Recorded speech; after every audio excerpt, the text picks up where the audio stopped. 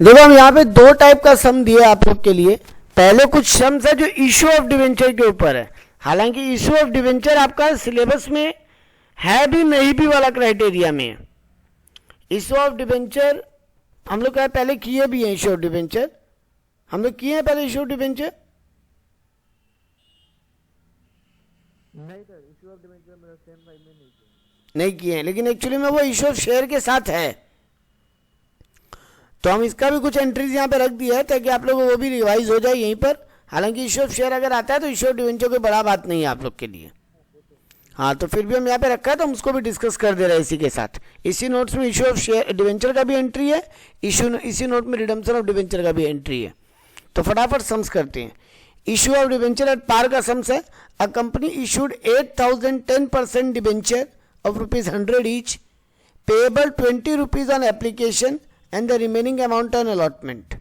Company 8,000 debenture issue की है, 100 रुपया वाला, 20 रुपया एप्लीकेशन में है, बाकी अलॉटमेंट के टाइम में लेगा। The debenture are redeemable after 5 year, 5 साल के बाद उनको रिडम्पशन करना है। All the debenture were applied for and allotted, सारे डिवेंचर जो अप्लाइड हुए सब अलॉट भी हो गए। All money were received, give the journal entry in the and the balance sheet. आपको आप लोगों के केस में आपसे बैलेंस शीट मांग सकता है छोटा मोटा, 11-12 लेवल पे नहीं मांगता था, यहाँ मांगता है। तो देखो पहला एंट्री क्या होगा, bank to debenture application 8,000 into 20, 1,60,000। फिर उस एप्लीकेशन को डिवेंचर में ट्रांसफर करना, मतलब debenture application account debit to 10% debenture, 1,60,000। फिर अलॉटमेंट का टाइम आना, तो debenture allotment account debit to 10% debenture, 100 में से 20 पहले ले चुके, बचा हुआ 80 रुपये यहाँ लोगे। फिर बैंक टू डिवेंचर अलॉटमेंट, पैसा लेने का एंट्री। तो वही पहले एप्लीकेशन का 2 एंट्री, फिर अलॉटमेंट का 2 एंट्री। अब आपको बोला है एक छोटा सा बैलेंस शीट भी बना के दिखाओ साथ में। तो देखो यहाँ पे नीचे इक्विटी एंड लाइबिलिटी के अंदर long equity and liability heading, उसके अंदर नॉन करेंट लाइबिलिटी में लॉन्ग टर्म बोरोइंग 8 लाख रुपया, क्योंकि पूरा पैसा 8,000 इंटू 100 रुपया करके आ चुका है। और एसेट में लिख दिया cash and cash equivalent 8 lakh रुपया। ये है आपका बैलेंस शीट का प्रेजेंटेशन। तो आपको बैलेंस शीट भी मांग सकता है छोटा मोटा, ये ध्यान रख के जाना। खैर फॉर्मेट का चिंता नहीं करने का दरकार है, क्योंकि वो आपको सम्स में कोई ना कोई ऐसा सम्स रहेगा जहां पे फॉर्मेट बना हुआ रहेगा। चलो नेक्स्ट क्वेश्चन में जाते हैं।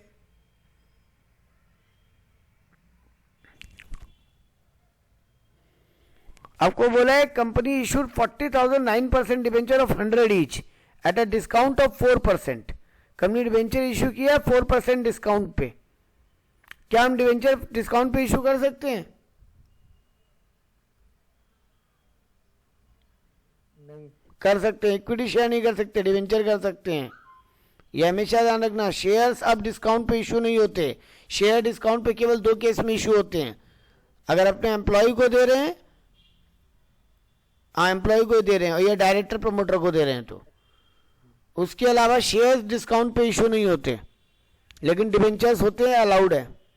तो यहाँ पे बोला है कंपनी 40,000 डिवेंचर इशू किया है, 100 रुपया ईच वाला, 4% डिस्काउंट पे, 30 rupees application and balance on allotment है, रिडीमेबल आफ्टर 5 ईयर है।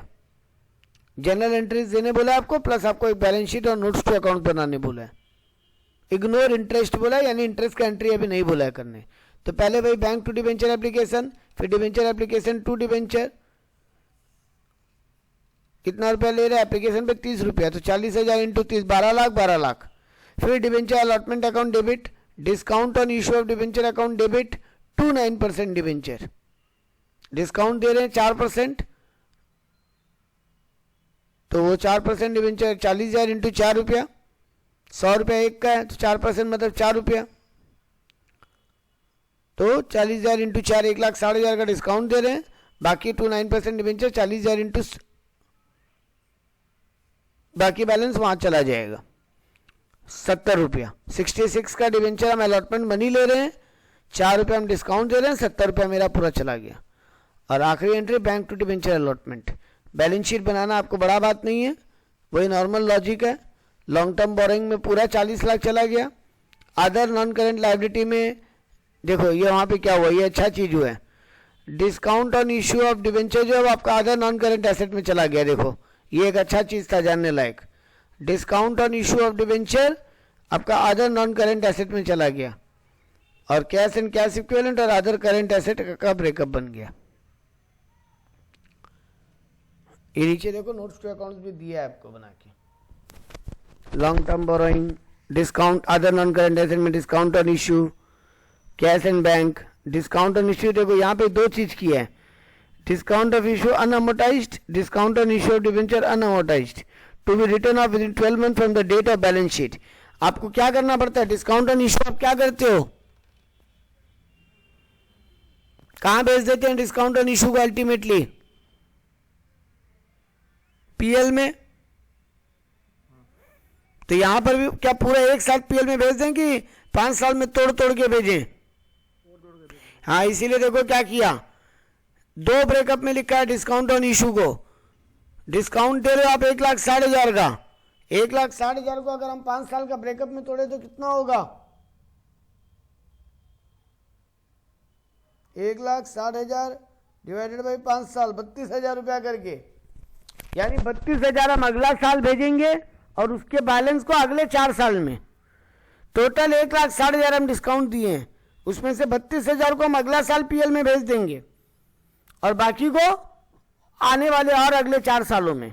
तो देखो 32,000 को अदर करेंट एसेट में रख दिया और रिमेनिंग जो अमाउंट बचा है उसको अदर नॉन करेंट एसेट में रखा। ये चीज सबको समझ में आया? किसी को डाउट है तो बिंदास बोलो। 1,60,000 का डिस्काउंट है, डिस्काउंट को हमको एक बार बैलेंस शीट में रखना और अगला साल से धीरे धीरे राइट ऑफ कर देना है, बुक से पीएल में भेज देना है। एक बार में नहीं भेज सकते क्योंकि ये 5 साल तक बेनिफिट का एक्सपेंडिचर है। तो डिस्काउंट ऑन इशू जो 4 साल में हमको पीएल में भेजना है उसको हम अदर नॉन करेंट एसेट में रख दिया और जो हमको अगले साल पीएल में भेजना है उसको हम अदर करेंट एसेट में रख दिया। एनी क्वेरी या क्लियर है? चलो ठीक है। Next sums, a company purchase an asset of the book value of 1,98,000 from another firm. एक कंपनी एसेट परचेज किया है 1,98,000 का from other firm. It was agreed that purchase consideration to be paid by issuing 11% debenture of 100 each. Company बोला है asset के बदले में हम पैसा नहीं देंगे, डिवेंचर देंगे। अदर देन कैश वाला इशू हो गया ये, अदर देन कैश वाला इशू ऑफ डिवेंचर हो गया ये। Assuming that debenture are issued at par, at discount, at premium. तीनों केस दे दिया आपको एक ही क्वेश्चन में। अच्छा क्वेश्चन है, तीनों क्वेश्चन एक ही में दे दिया आपको। तो पहले क्या होगा, asset account debit to vendor 1,98,000। अब अगर डिवेंचर पार पे दे रहा है तो वेंडर टू डिवेंचर 198, झमेला खत्म। लेकिन अगर डिस्काउंट पे दे रहा है तो vendor account debit, discount on issue of debenture account debit to 11% debenture. हमको नंबर ऑफ डिवेंचर निकालना पड़ेगा। 1,98,000 देना है डिवाइडेड बाई 1 का वैल्यू 90 रुपया हुआ क्योंकि 10% डिस्काउंट पे डिवेंचर इशू कर रहे हैं। 100 रुपया वाला डिवेंचर 10% डिस्काउंट यानी 90 पे इशू कर रहा है। मेरा फॉर्मूला क्या होता था, value to be paid divided by issue price of the debenture. तो 2200 डिवेंचर देगा। तो बस vendor account debit 1,98,000, discount on issue 10 रुपया, तो 2200 इंटू 10 टू 11% डिवेंचर 2200 इंटू 100। वैसे ही जब प्रीमियम पे दे रहा है तो 10% प्रीमियम पे, मतलब 1,98,000 डिवाइडेड बाई 110 निकल जाएगा नंबर ऑफ डिवेंचर।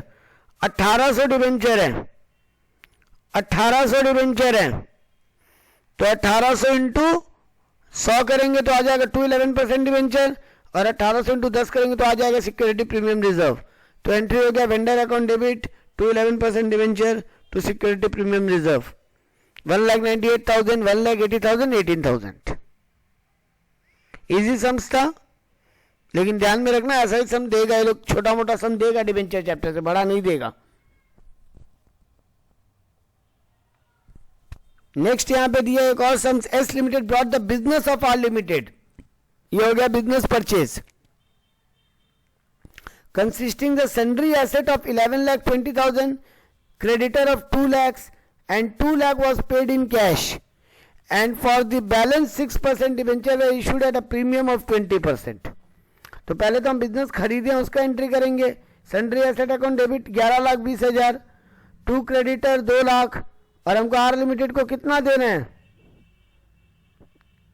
9,20,000 देने हैं, क्योंकि 11,20,000 का एसेट लिए हैं, 2 लाख का क्रेडिटर है। यहाँ पे गुडविल फुडविल कुछ नहीं हो रहा, क्योंकि हम उसको ज़्यादा या कम कुछ नहीं दे रहे, जितना देना है उतना ही दे रहे हैं। तो 9,20,000 दे दिए, 2 लाख तो हम कैश में दे दिए, तो 8 lakh R limited account debit to cash, 2 lakh तो हम कैश दे दिए, बाकी का हम डिवेंचर दे रहे हैं। तो R limited account debit 7,20,000 to 6% debenture to security premium reserve 7,20,000 divided by 120, 7,20,000 divided by 120 करो, आपका number of equity number of debenture आ जाएगा 7,20,000 डिवाइडेड बाई 120, 6,000 डिवेंचर दे रहे हैं। तो R limited 7,20,000 to 6% debenture 6,000 into 100 to security premium reserve 6,000 into 20। ये सब छोटा छोटा सम्स है जो दे देता है, इसलिए हम इस नोट्स में भी डाल दिए हैं, जब डिवेंचर रिवाइज करो तो काम आएगा। सेम टाइप का सम्स है, ये हम आप लोग पे छोड़ देगा, हम खाली बस दिखा दे रहे हैं क्वेश्चन क्या है। Disha Limited purchase machinery from Nisha Limited and paid to Nisha Limited as follows. एक मशीनरी खरीदे हैं, इक्विटी शेयर दे रहे हैं 10 रुपया वाला एट 10% प्रीमियम। सेकंड केस में बोल रहा है, नहीं सेकंड केस नहीं, सॉरी, 3 चीज दे रहे हैं उसको, सॉरी, ये अच्छा क्वेश्चन है। मशीन खरीदे हैं निशा लिमिटेड से, कितना रुपए का खरीदे हैं क्वेश्चन नहीं बताया, बट हम उसको क्या क्या दे रहे हैं वो बता दिया क्वेश्चन। हम उसको दे रहे हैं इक्विटी शेयर 10,000, इक्विटी शेयर 10 रुपया वाला एट प्रीमियम ऑफ 10%, यानी 10,000 इंटू 11। फिर हम उसको दे रहे हैं 200 9% डिवेंचर 100 रुपया वाला एट डिस्काउंट ऑफ 10, मतलब 200 इंटू 90, प्लस हम उसको दे रहे हैं बिल्स ऑफ एक्सचेंज 50,000 का। तो 200 इंटू 90 प्लस 10,000 इंटू 11, तो 10,000 इंटू 11 1,10,000, 200 इंटू 90 18,000 प्लस 1,10,000 प्लस 50,000 का बिल्स ऑफ एक्सचेंज। तो टोटल हम पेमेंट कर रहे हैं 1,78,000, यानी हम मशीन खरीदे 1,78,000 का। इस सम्स में उल्टा हुआ, आपको एसेट का फिगर नहीं बताया, आप क्या क्या दे रहे हो आपको वो बता दिया। तो मशीनरी टू निशा लिमिटेड 1,78,000, आप जो दे रहे हो उसका एंट्री कर दो। Nisha Limited account debit 1,78,000, discount on issue of debenture 200 into 10 2,000, equity share of capital 10,000 into 10, to security premium reserve 10,000 into 1, to 9% debenture 200 into 100, to bills payable 50,000। ये बहुत अच्छा समझता है, इस टाइप का देता है लोग इजीली एकदम, और आपको बोल देगा एक छोटा सा बैलेंस शीट भी बना के दिखाओ, तो मशीन बढ़ जाएगा उधर, इधर में ये सब equity share, security premium, debenture, bills payable, ये सब आपको दिखाना पड़ेगा ब्रेकअप में। ये सम्स क्लियर है कि किसी को डिस्कस करना है तो बोलो, ये अच्छा सम्स था।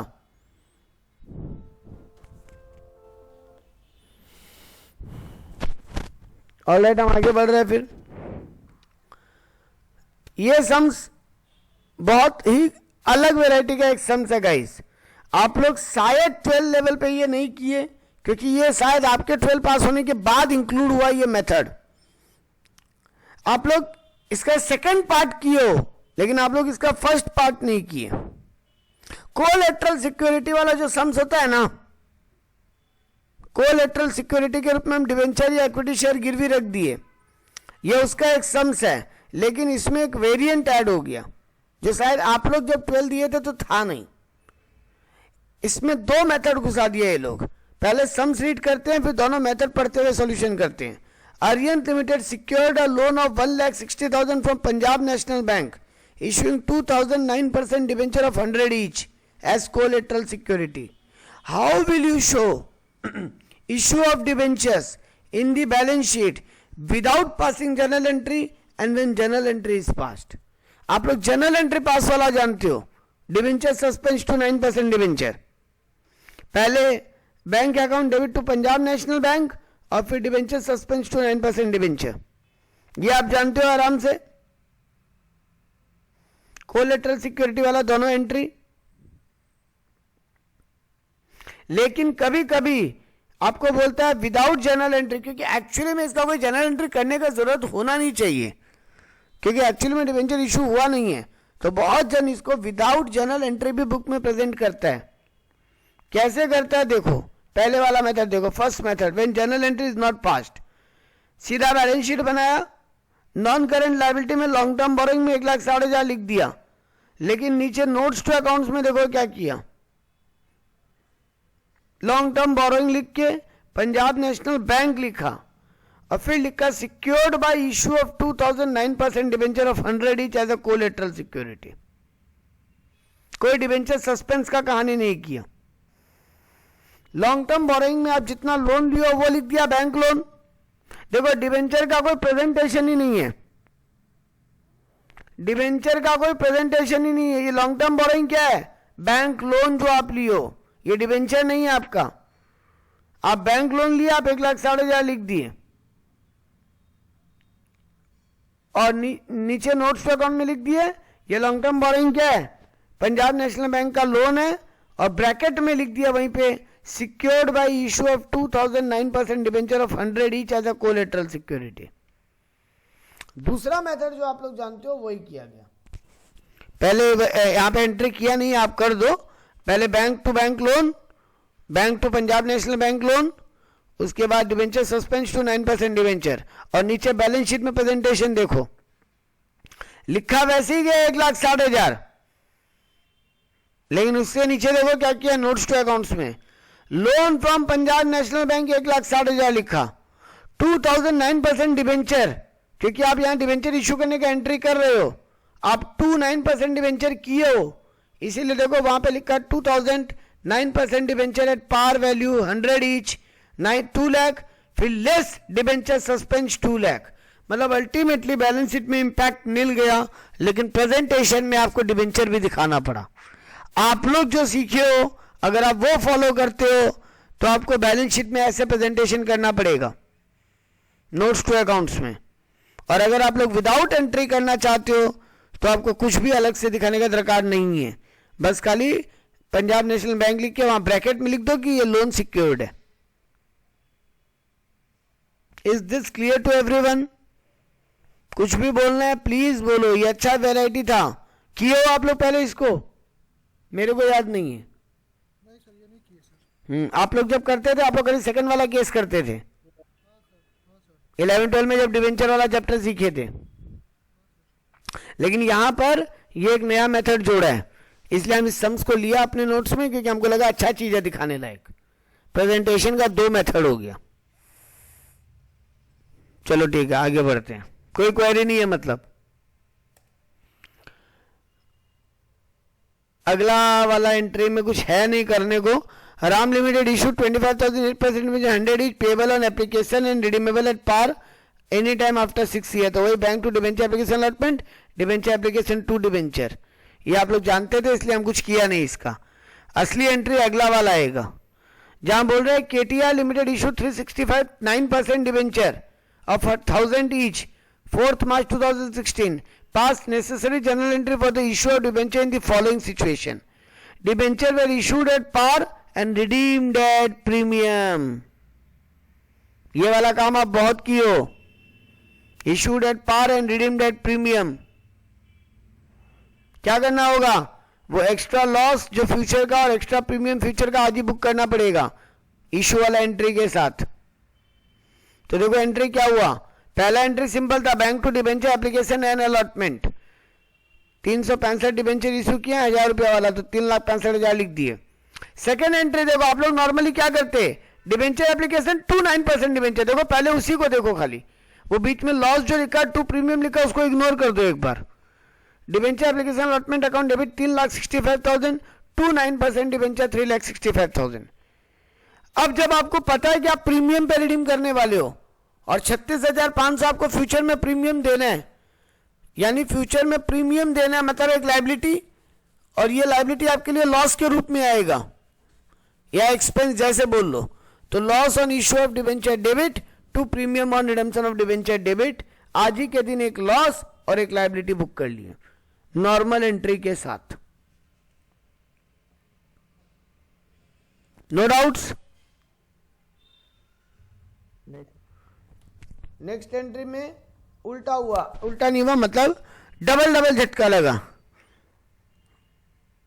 Beam Limited issued 20,009% debenture 50 EH at a discount of 8%, redeemable at par। अच्छा सॉरी, यहाँ पे रिडम्पशन पार पे ही है, बस इशू डिस्काउंट पे हुआ है तो आपको एंट्री आता है, इसमें कुछ झटका वाला बात नहीं है। बैंक टू डिबेंचर एप्लीकेशन, फिर debenture application, discount on issue to 9% debenture, इसमें कुछ झमेला नहीं था, ये सिंपल है। झमेला था बता तब इशू डिस्काउंट पे और रिडीम। हाँ ये अगला केस है शायद। हाँ, issued at a discount, redeemed at a premium लो, जो तुम मांगे वो हाजिर है। On 2 March 2016 L&B issued 635 9% debenture of 500 each. Pass necessary L&B for the issue of debenture in the following situation: when debenture were issued at 5% discount and redeemed at 10% premium। आपको double double नुकसान है, एक तो 5% discount पे issue किया उसका झटका है, और दूसरा प्रीमियम पे रिडीम किया तो वो भी एक नुकसान है, तो डबल लॉस बुक हो जाएगा आपका। पहला एंट्री नॉर्मल है, bank account debit to debenture application allotment, 10.5% discount पे इशू है, मतलब 475 रुपये में इशू है, 500 का 5% 25 रुपया, 25 रुपया डिस्काउंट दिए, तो bank account debit to debenture application allotment 635 into 475, 3,01,625 रुपया हमको मिला। अब ट्रांसफर एंट्री में क्या होगा, debenture application allotment account debit 3,01,625 to 9% debenture 635 into 500, 3,17,500, कोई दिक्कत नहीं। अब डबल लॉस बुक करना है आपको, एक डिस्काउंट का और एक फ्यूचर वाले प्रीमियम जो देने पड़ेंगे आपको, रिडम्पशन का जो प्रीमियम देना पड़ेगा आपको। तो देखो लॉस ऑन इशू में डबल डबल बुकिंग किया, 31,750 प्लस 15,875, क्योंकि आप 10% प्रीमियम पे रिडीम कर रहे हो तो उसका वैल्यू भी ले लिया। 9% debenture 6 lakh, to premium on redemption भी किया, 635 इंटू 50, आपका 50 का जो प्रीमियम है, 50 रुपया प्रीमियम और 25 रुपया का लॉस, वो दोनों को लॉस के रूप में डेबिट किया और 50 रुपया का प्रीमियम को क्रेडिट किया। ये एंट्री काम का एंट्री है।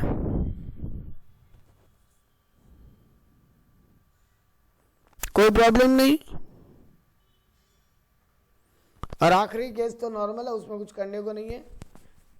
Sahdev limited issued 1,60,000 9% debenture of 100 each at a premium of 5%, issue किया प्रीमियम पे, रिडीम करा पार पे, कोई दिक्कत नहीं है। नॉर्मल जनरल एंट्री इशू का, पहले bank to debenture application allotment 1600 into 105, क्योंकि 100 का माल 105 में बेच रहे हैं, फिर debenture application allotment account debit to debenture to security premium reserve, normal entry हो गया। तो यहाँ पे आपको जानकारी लेने लायक यही एकमात्र एंट्री था जो समझने लायक था, ये और लास्ट वाला एग्जाम्पल का, ये पहला वाला एग्जाम्पल नंबर 20 और एग्जाम्पल नंबर 22, ये दोनों एंट्री काम का एंट्री था। नो क्वेरी ऑन दिस, हम आगे बढ़े। ये तो नॉर्मल है भाई, उसी का एग्जाम्पल दिया हुआ, आप लोग कर लोगे। हाँ, अब आ गया इंटरेस्ट का entry. Tata limited issued 5,000 10% debenture of 100 each. The issue was fully subscribed according to the terms of issue. Interest on debenture is payable half yearly on 30th September and 31st March, and TDS is 10%. Pass necessary entries in relation to debenture interest. आपको केवल debenture interest का entry मांगा, बाकी नहीं मांगा आपसे, पूरा debenture issue FISU का एंट्री नहीं मांगा आपसे, आपसे डिबेंचर इंटरेस्ट का एंट्री मांगा है। तो हर बार 3 एंट्री होगा, इंटरेस्ट के बुकिंग का, डिबेंचर होल्डर को इंटरेस्ट देना, गवर्नमेंट को टैक्स देना, और फिर डिबेंचर इंटरेस्ट को पीएल में ट्रांसफर करना। 4 एंट्री गिना सकते हो अपने आप को। पहले डिबेंचर इंटरेस्ट के बुकिंग का एंट्री, फिर डिबेंचर होल्डर को इंटरेस्ट देने का एंट्री, फिर गवर्नमेंट को वो टैक्स देने का एंट्री, और फिर डिबेंचर इंटरेस्ट को पीएल में ट्रांसफर करना हर ईयर एंड में। ईयर एंड में हाफ ईयरली इंटरेस्ट दे रहे हैं, लेकिन इंटरेस्ट को ट्रांसफर पीएल में एक बार में साल के आखिर में करेंगे। तो पहला एंट्री क्या हुआ, debenture interest account debit to TDS payable या इनकम टैक्स पेएबल जो आपको लिखना है, टू डिबेंचर होल्डर। इंटरेस्ट कितना दोगे? 5 लाख पे 10%, 6 महीने के लिए 25,000 रुपया। इन टीडीएस कितना काटोगे? 25,000 का 10%। तो देखो एंट्री क्या हुआ, debenture interest account debit 25,000, to income tax payable 2500, to debenture holder 22,500। 25,000 का इंटरेस्ट बनता है, जिसमें से 2,500 रुपये हम टैक्स काट लिए, और ये मेरा लाइबिलिटी है क्योंकि हमको गवर्नमेंट को देना है, और डिबेंचर होल्डर भी मेरा लाइबिलिटी है क्योंकि उनको ब्याज देना है। तो फिर दे के नक्की करो दोनों। तो देखो 27 सितंबर यानी फर्स्ट 6 मंथ का एंट्री है ये, 6 महीना खत्म होने के बाद। डिबेंचर होल्डर टू बैंक, फिर income tax payable to bank या टीडीएस पेएबल टू बैंक, आप जो लिखे हो। फिर 6 महीना खत्म हुआ, 31 मार्च आया, फिर वही 3 एंट्री तो आए गई। Debenture interest account debit to income tax payable to debenture holder, फिर डिबेंचर होल्डर टू बैंक, फिर income tax payable to bank. आखिरी एंट्री देखो, PL account debit to debenture interest, PL account debit to debenture interest. 25,000 पहला वाला, 25,000 दूसरा वाला, पूरा का पूरा पीएल में भेज दिए। 25,000 पहला वाला, 25,000 दूसरा वाला, पूरा का पूरा पीएल में भेज दिए। Any query regarding this? Exam में कोई एक केस आएगा, या तो इशू डिबेंचर्स या इंटरेस्ट या redemption.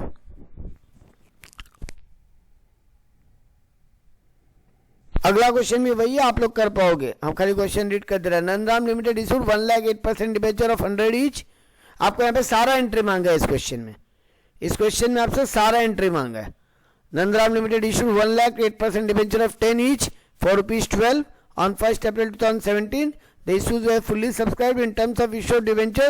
Interest was payable at the end of the financial year. Pass necessary journal entries for the above transaction. तो पहले तो वही किया, bank account debit to debenture application allotment, फिर debenture application allotment to debenture to security premium reserve, क्योंकि debenture 10 का माल 12 में issue किया तो प्रीमियम पे है। तो पहला दोनों एंट्री इशू का। ओके, हम ये सम शायद लिया नहीं है, रुक जाओ।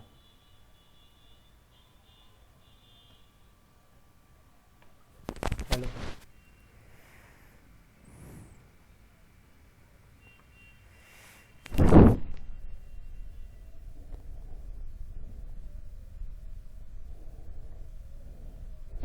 ओके, वो सम लेना भूल गया, कोई बात नहीं। दूसरा एक सम दिया, वो भी सेम ही है, सारा एंट्री मांगा इसमें आपसे। इसमें टीडीएस भी है, चलो ये कंप्लीट सम्स है।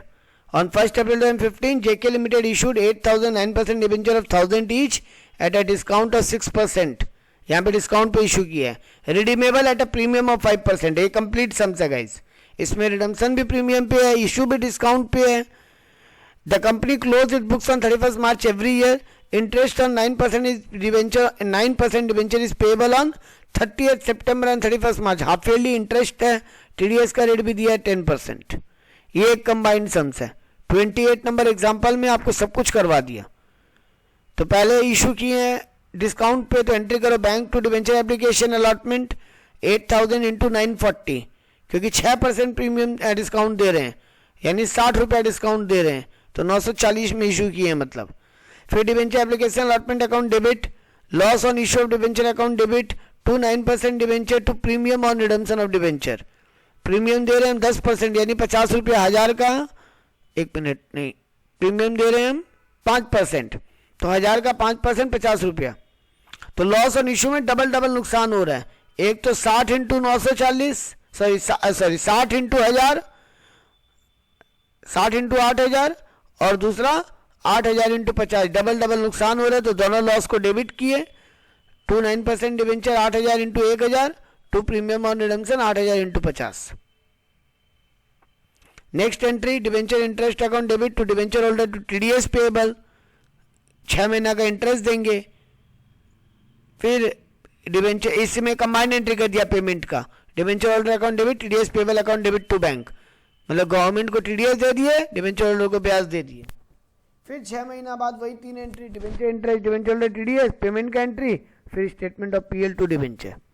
ये एक कंबाइंड सम्स है जिसमें इशू का सारा केस लिया है आपके साथ। कोई क्वेरी यहां पे?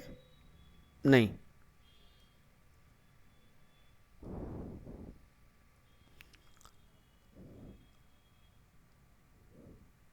आगे अब रिडम्पशन का सम। हम लोग इशू का बात कर लिए पूरा, इशू और इंटरेस्ट का बात हो गया, अब केवल रिडम्पशन बचा। On 1 April 2013 the following balance appeared in the books of blue and green limited. 12% debenture है, रिडीमेबल ऑन 31 अगस्त है 20 लाख रुपया का, और मेरा DRR अकाउंट ऑलरेडी है 2 लाख रुपया का। Company met the requirement of Companies Act 2013 regarding debenture redemption reserve and debenture redemption investment. क्या रिक्वायरमेंट है DRR अकाउंट और DRI अकाउंट का? बोल रहा कंपनी मेट कर गया। हम लोगों को बताया नहीं क्या किया, लेकिन ये आपको याद होना चाहिए क्या करना है, क्या करना है, क्या रिक्वायरमेंट कंपनी फुलफिल किया होगा। सर 25% DRR क्रिएट किया होगा, 15% DRI क्रिएट किया होगा। क्वेश्चन आपको बहुत बार नहीं बताएगा। क्वेश्चन बोल रहा है कंपनी एक्ट 2013 का रिक्वायरमेंट फुलफिल कर लिया, तो कंपनी एक्ट 2013 में यही रिक्वायरमेंट लिखा हुआ है कि 25% DRR होना चाहिए और 15% DRI होना चाहिए। ये आपको क्वेश्चन बोलेगा नहीं, आपको करना होगा, या बोल देगा तो बढ़िया बात है। अच्छा, इग्नोर इंटरेस्ट ऑन इन्वेस्टमेंट, आपको बोला है कि इस डिवेंचर पे इंटरेस्ट को थोड़ा इग्नोर कर दो, और इन्वेस्टमेंट पे भी इंटरेस्ट का भी कोई दरकार नहीं है। ठीक है, चलो तो एंट्री क्या हुआ देखो, surplus account debit to DRR। कितना का DRR क्रिएट करना है, देखो ब्रैकेट में लिखा है 25%। 25% कितना होता है, मेरे को कितना वैल्यू है 20 लाख, 20 लाख का 25% 5 लाख, 5 लाख। ऑलरेडी कितना DRR है मेरे पास 2 लाख, तो और 3 लाख का क्रिएट करने का दरकार है मतलब। तो देखो 3 ही लाख का क्रिएट किया है, और कब क्रिएट किया वो भी देख लो, 31 मार्च 2015। जिस साल रिडीम कर रहे हैं उस साल के पहले वाला मार्च का आखिरी दिन, जिस साल रिडीम कर रहे हैं उसके पहले वाला मार्च का आखिरी दिन। तो देखो 31 मार्च 2015 को सरप्लस टू DRR 3 लाख रुपया क्रिएट कर दिए। फिर देखो बोले ना जिस साल रिडीम कर रहे हैं उसका पहला महीना का आखिरी दिन DRI क्रिएट होगा। ये डेट्स भी आपको ही दिमाग में रखना पड़ेगा। जिस साल रिडेम्पशन कर रहे हैं उसके ठीक पहले वाला मार्च का आखिरी दिन, और जिस साल रिडीम कर रहे हैं उसके पहले महीने का आखिरी दिन, मतलब अप्रैल का आखिरी दिन। तो अप्रैल 30 को हमको DRI क्रिएट करना है, तो DRI टू बैंक हम इन्वेस्टमेंट कर दिया। देखो 15% किया है, ब्रैकेट में देखो, क्वेश्चन कुछ नहीं बोला था लेकिन आपको 25 और 15 करना पड़ा। फिर बैंक टू DRI किए 3 लाख।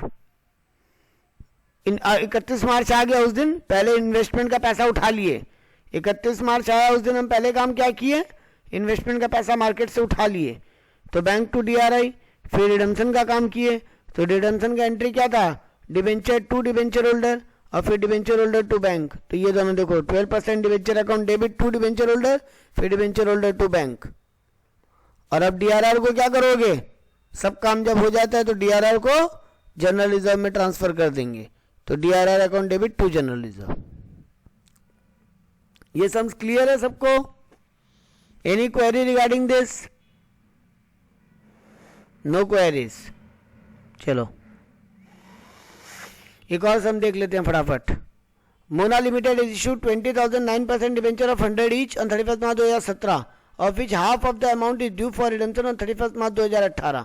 31 मार्च 2018 को आधा अमाउंट रिडेम्पशन के लिए ड्यू है। The company as it's debenture redemption reserve account has a balance of 5 lakh.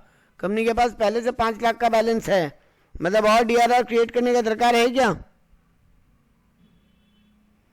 20,000 into 100 करोगे 20 लाख आएगा। 20 लाख का 25% 5 लाख, यानी 5 लाख का DRR होना चाहिए। कंपनी के पास ऑलरेडी रिजर्व में 5 ही लाख है, तो और DRR क्रिएट करने का दरकार है क्या?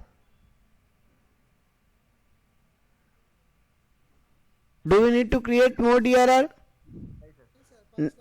हाँ, तो और दरकार नहीं है तो कुछ भी देखो, पहला एंट्री DRR क्रिएट करने का कुछ नहीं किया, सीधा इन्वेस्टमेंट का एंट्री किया है। Debenture redemption investment account debit to bank 15% 10 lakh का।